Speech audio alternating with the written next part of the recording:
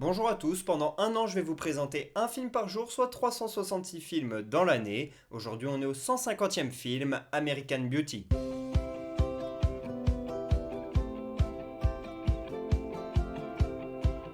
American Beauty est un film sorti en 1999, réalisé par Sam Mendes. Ça raconte l'histoire d'une famille de blancs américains somme toute typique et classique, la famille idéale qui vit dans un quartier résidentiel en banlieue pavillonnaire. Sauf que cette famille, elle est en fait dysfonctionnelle. Le père de famille, il démissionne, il a une crise de la quarantaine, il fait pas mal de conneries. La mère, elle est complètement absente, elle couche ailleurs, etc. Et puis la fille, de son côté, elle a de gros problèmes de relation avec ses parents. Les parents ont beaucoup de mal à l'éduquer et surtout à lui faire passer certains messages, etc. Enfin bref, les relations entre les trois membres de cette famille sont bien tendues, et donc en fait, cette famille américaine qui a l'air toute belle ne l'est pas vraiment. Dans cette famille, on voit surtout le point de vue du père qui est joué par Kevin Spacey, on suit également la mère qui est jouée par Annette Bening, ainsi que la fille qui est jouée par Thora Birch. Ce film, il a été écrit par Alan Ball, le créateur de la série Six Feet Under, et à la réalisation, on retrouve Sam Mendes, qui est notamment connu pour 1917 et pour avoir fait certains James Bond.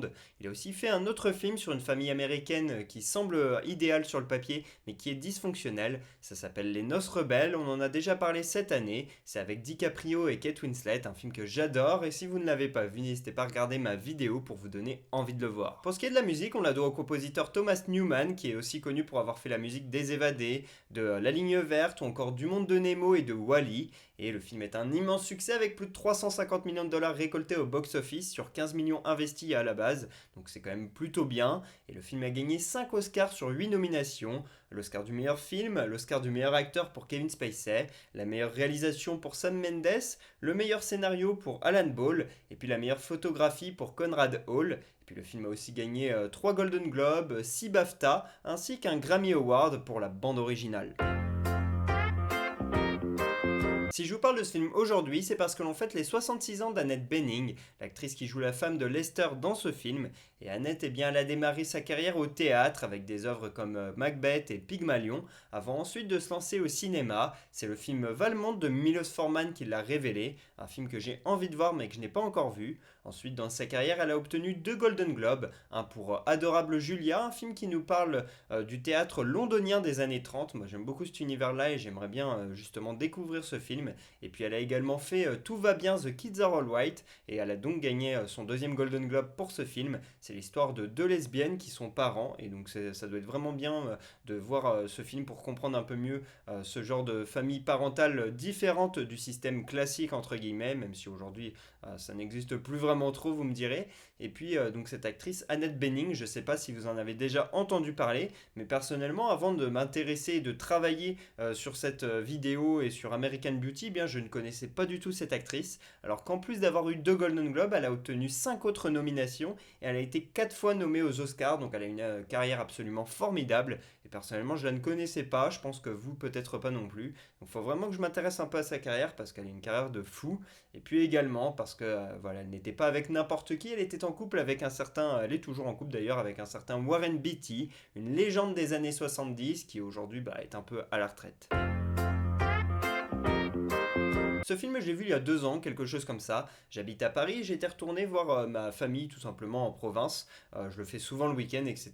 Et donc on avait fait quelque chose en première partie de soirée. On avait soit pris un apéro, soit fait un jeu, je ne sais plus trop quoi. Enfin bref, je ne me souviens plus. Et ensuite avec mon petit frère qui a 5 ans de manquement, on n'était pas vraiment fatigué, on avait envie de se mettre un film. Et donc on est monté dans ma chambre où il y a une télé, ça sert de salle de jeux vidéo un peu à mes frères, puisque moi je ne vis plus dans cette chambre-là. Et donc on a décidé de se mettre American Beauty, un film dont on avait entendu parler depuis des années avec mon frère, mais qu'on n'avait jamais vu parce que déjà, bon, faut avoir un certain âge et donc on le voit pas avant nos 15 ans, quelque chose comme ça. Et puis même après, on en entendait parler, mais on ne l'avait pas encore vu. Notamment aussi parce que c'est un film avec Kevin Spacey, avec tout ce qu'on entend sur lui, ça repousse un peu. C'est comme les films de Polanski, j'ai pas trop envie de m'y intéresser plus que ça. C'est des films que j'ai envie de voir parce que personnellement, j'arrive à dissocier l'œuvre de l'artiste. Mais voilà, c'est sûr que ça donne pas forcément envie de s'intéresser à la filmographie de ce gars-là, t'as plus envie de découvrir d'autres personnes. Mais bon, bref, tout ça pour dire qu'on avait fini par le voir et on a complètement adoré. J'ai bien aimé cette atmosphère très poignante et très stressante finalement aussi qu'imprègne ce film. Et même si on l'a vu à deux, on a eu le sentiment, je pense, chacun d'avoir été attrapé dans une bulle où on se faisait avoir par cette histoire. Et c'est ça que j'aime beaucoup avec ce film.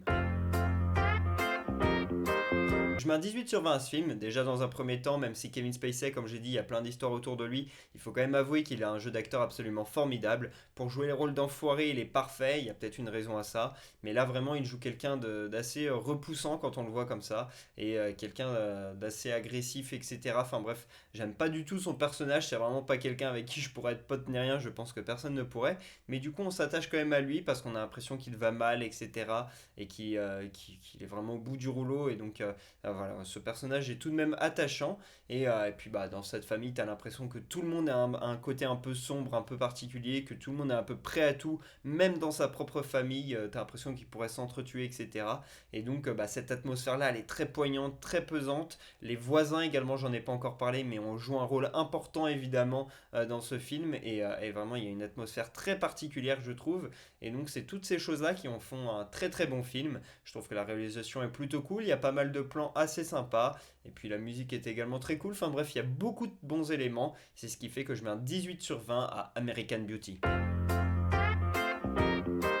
Première anecdote, Jake Gyllenhaal il a auditionné pour le rôle de Ricky, mais c'est finalement Wes Bentley qui est reparti avec le rôle. Deuxième anecdote, à un moment donné dans le film on voit la mère de famille surprendre son mari ainsi que le voisin en train de fumer de l'herbe, et Kevin Spacey et Wes Bentley qui joue donc le père de famille et le voisin, ils n'arrivaient pas à se retenir de rire quand ils jouaient la scène, ça a été vraiment un running gag pendant des heures, et donc au bout d'un moment Sam Mendes il en a eu marre, il s'est dit bon vous savez quoi, continuez de rigoler, on va la tourner comme ça, et donc dans le film on les voit en train de se marrer. Troisième anecdote, Steven Spielberg il est producteur exécutif sur ce film, il a lu le script un week-end et quand il est revenu le lundi matin dans les studios de la DreamWorks, il a dit on va faire ce film et on va pas changer un mot au script, et c'est lui qui ensuite a placé Sam Mendes à la réalisation d'American Beauty.